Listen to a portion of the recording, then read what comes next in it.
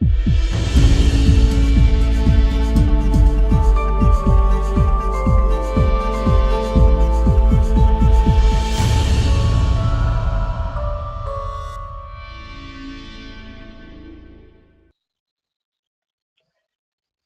what's going on, guys? It is Gaming Buzzard, and today I'm going to do a quick tutorial on how to make a Bukkit server on Minecraft 1.7.9 and up. Now, I will be keeping this video up until this tutorial does not work anymore. Basically, because when the versions increase, you might have to do a few more steps. But as long as this video is up and it's not deleted from YouTube, or I just change the title, it will still work. So that's really good. So thank you guys. Sorry, you found this video.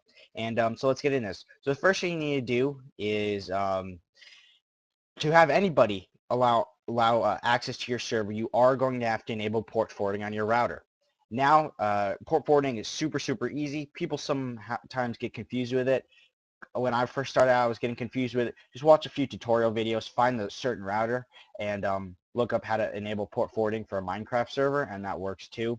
But since there are so many different routers, I really don't want to just do mine and focus on it. But I do have a Netgear router there. So yeah. So first thing you're gonna go is just type in Bukkit or craft Bukkit.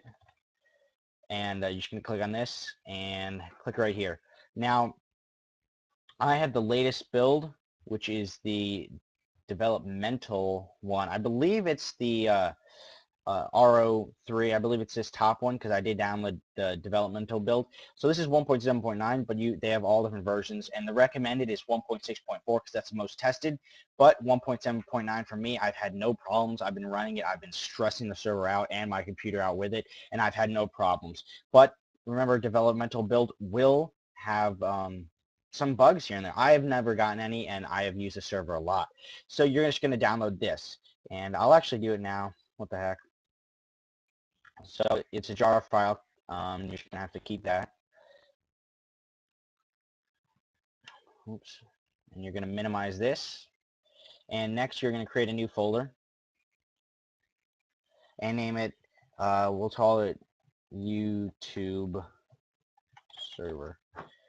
And you're just going to grab and drag your file into here. Next thing you got to do is rename this. So we're going to name it craft. We're going to name it just all lowercase YouTube.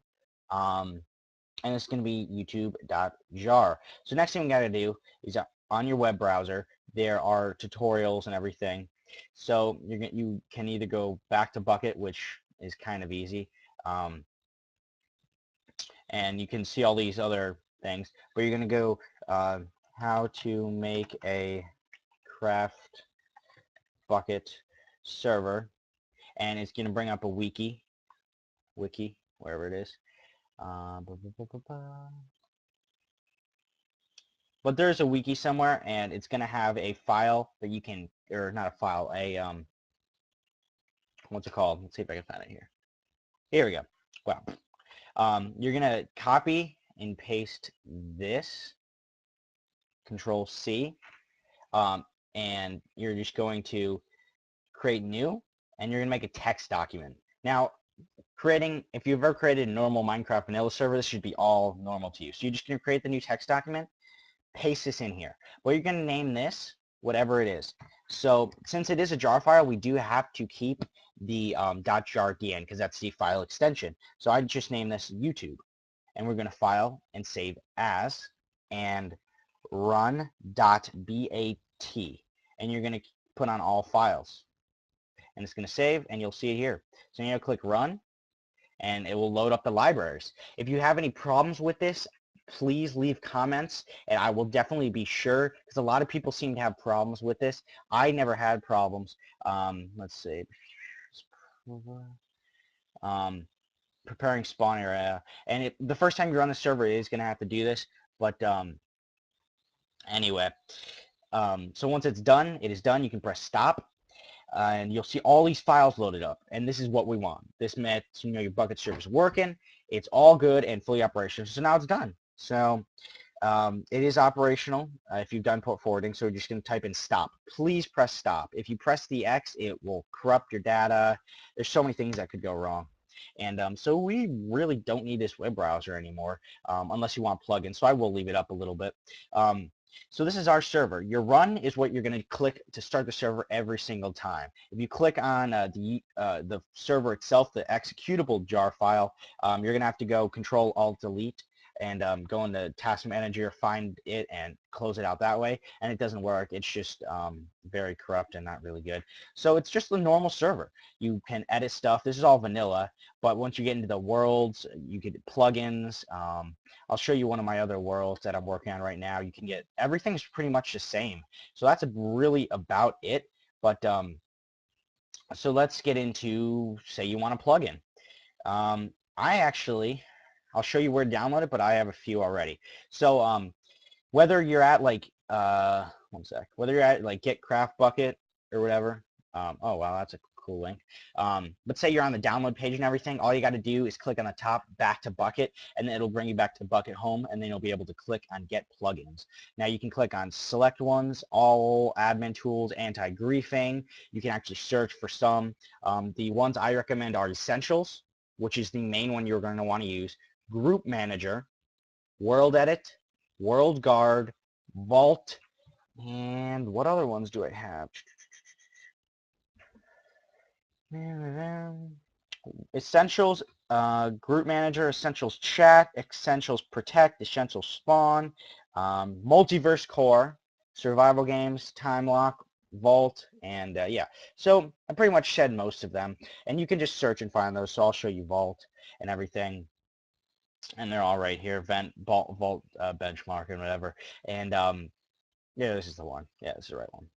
And so the Vault is a need if you're going to have things like essentials and stuff, because you are going to need Vault kind of grasps on to the other plugins and makes them all connect and work in sync. So let's get the server running. So we are, once I get Minecraft loaded up, I'm going to go log it in,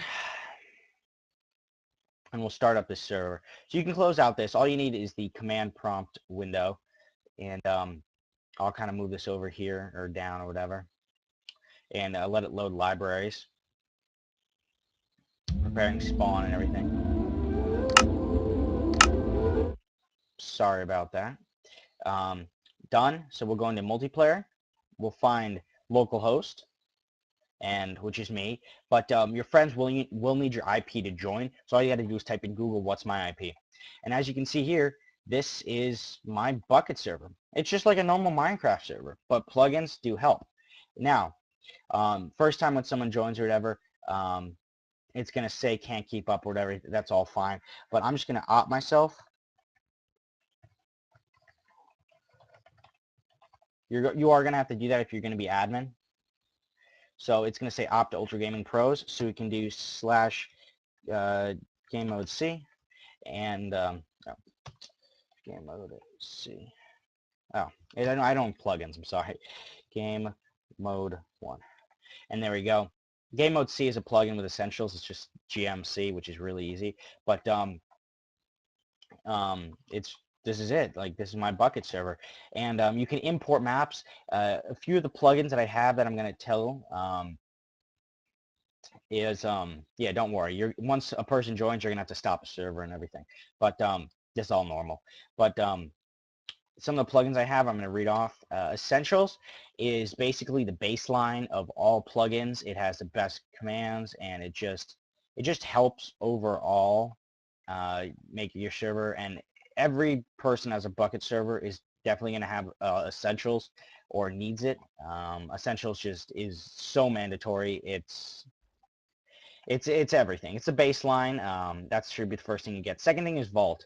If you have multiple plugins with different versions that might not be compatible or might have known bugs if they're working together, Vault will help fix that, and I definitely recommend that plugin. Next, I have Group Manager. Group Manager is another form of Essentials. It's Essentials Group Manager. That allows you to have groups and ranks in your server.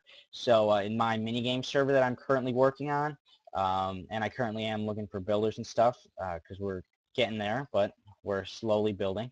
Group Manager allows me to create ranks. So for me, my rank on my server is Owner, which is the highest rank, and there's only going to be one owner, which is me. And then I have Moderator, Builder, and Player. And now with Group Manager, for every rank you have, you can enable certain commands. So say as owner, I am going to enable, so I have every single command because I'm owner. But say a player is not going to have the command to go into game mode C or edit the map or, you know, go do whatever and screw around. So you can edit commands, which is really, really cool. So you can enable, say, oh, I want player to be able to, you know, open chests or anything, which is very, very good. Next, I have, what's it called? Multiverse Core. Now, if you're making a minigame server, you are going to need Multiverse Core because Multiverse Core allows you to import maps into the same map. So, like on my minigame server, when I'm at the spawn, if I right-click on the sign to go into Survival Games 1, it'll teleport me to Survival Games 1 in one of the spawn zones. Well, it's a whole other world, so you're like, how does that work? Multiverse Core allows you to import the Survival Games world along with any other worlds and import millions together, so it's technically on the same world, but they're two different files, which is very, very good, and that's how you make different worlds and everything. It's not like they build them all on the same world, guys. If you heard that, it's all not real. I mean, you could do that, but that's pretty stupid. But next thing is group. I have World Edit and World Guard. World Guard is an anti-griefing thing, and it helps you set everything, but it is needed for World Edit. And World Edit, if you don't know what that is, it's a mod and a plugin too.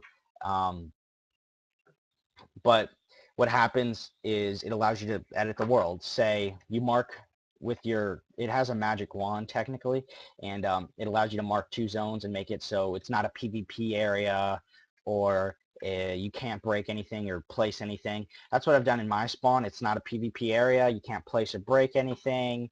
You can, you know, whatever. So those are the main things. Let me just check if I missed any. Group Manager, plugin metrics is essential. It comes with a time lock, so it locks automatically day, so I don't have to keep doing it. And that's it. And my minigame server runs amazing. You obviously survival games is survival games. You're gonna have to get different plugins for depending on different game modes you want, and then you'll get maps for those game modes. Say you'll just Google like survival games map. I got like Team Verde ones and whatever, and then you'll click on hide and seek maps, and you'll just download them, and you'll use with looking up tutorials. You'll look up Multiverse Core, download that, and so on and so forth. So that is how you make your Bukkit server. If you have any questions, definitely leave a comment, and we are just going to stop that, and it saves, and that is basically it. So thank you guys for watching, and yeah, questions, comments, anything you didn't get on or you want me to emphasize a little bit, I definitely will help you out as much as I can. And so thank you guys for watching. Gaming Buzzard, out.